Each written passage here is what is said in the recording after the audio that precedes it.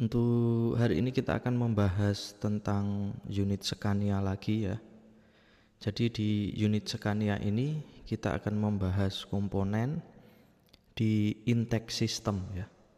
Jadi untuk Scania XT ini intake sistemnya ada beberapa komponen tambahan bila dibandingkan dengan versi sebelumnya.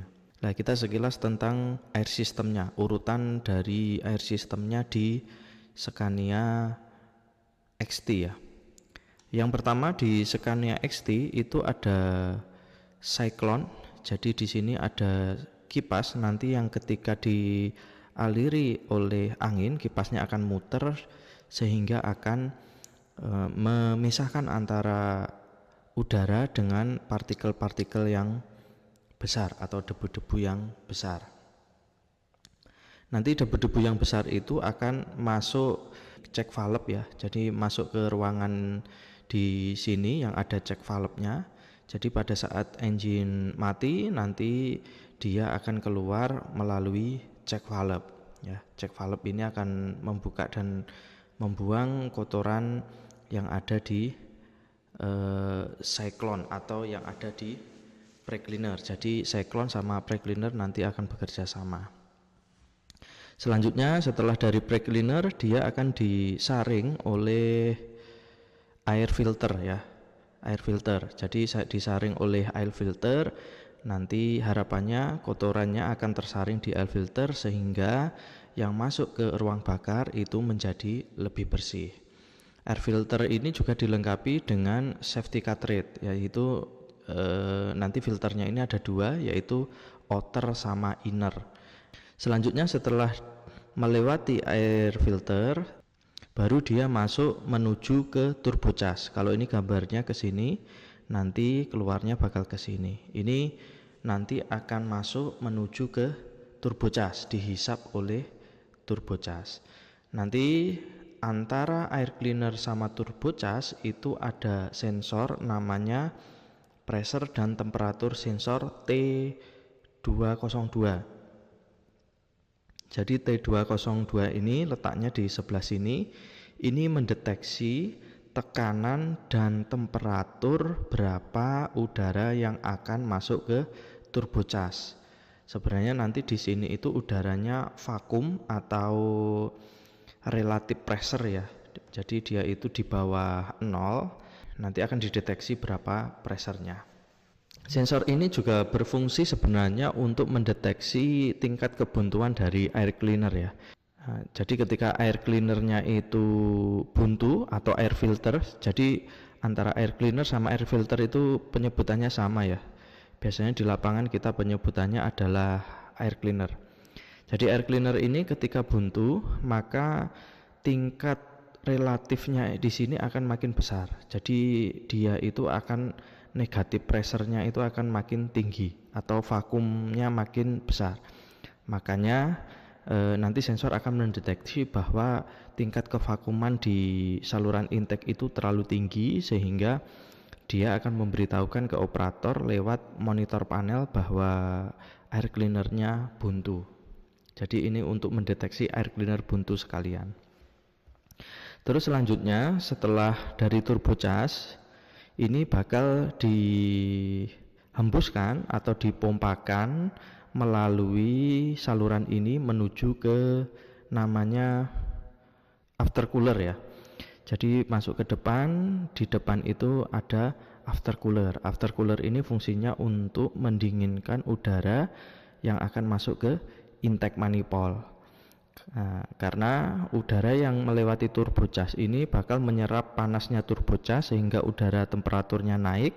Ketika mau dimasukkan ke intake manifold maka perlu diturunkan temperaturnya, makanya ada yang namanya aftercooler di bagian depan ini. Nanti dari aftercooler ini baru masuk ke intake manifold, disuplaikan ke masing-masing ruang bakar. Nanti di intake manifold, ini di intake manifoldnya ini nanti bakal ada dua sensor ya, bakal ada dua sensor. Yang pertama adalah charge air pressure sensor, di mana charge air pressure sensor ini akan mendeteksi berapa tekanan yang ada di intake manifold atau intake-nya itu berapa tekanannya. Terus selanjutnya ada cas air temperatur sensor. Untuk cas air temperatur sensor ini untuk mendeteksi berapa temperatur udara yang mau masuk ke ruang bakar. Untuk melihat atau mencari sensor-sensor tadi, sebenarnya kita bisa melihat di SDP3. Contohnya ini di SDP3 kita buka EMS. Di EMS ini kita buka lagi. Kalau kita mau lihat sensor, di sini ada sensor dan monitor. Nah, nanti kita lihat. Yang pertama tadi adalah sensor sebelum masuk turbo ya, sebelum masuk turbo cas, atau sensor yang mendeteksi kevakumannya di intake ya. Jadi di sini ada, kita cari ya. Di sini ada pressure dan temperatur sensor. Ini kalau kita mau lihat lokasi ya, kita klik di lokasinya. Nah, ini dia bakal terlihat bahwa ini adalah sensor T202, yaitu pressure dan temperatur sensor. Jadi ini mendeteksi pressure sebelum masuk turbo cas dan temperatur sebelum masuk turbo cas, berapa udaranya. Selanjutnya kita bisa cek komponennya di sini. Jadi di sini nanti akan ada differential pressure air filter ya. Ini kita bisa cek berapa sih pressure yang ada di intake sebelum turbo cas. Terus ini nanti ada intake temperatur. Ini kita bisa cek berapa sih temperatur sebelum masuk ke turbo cas.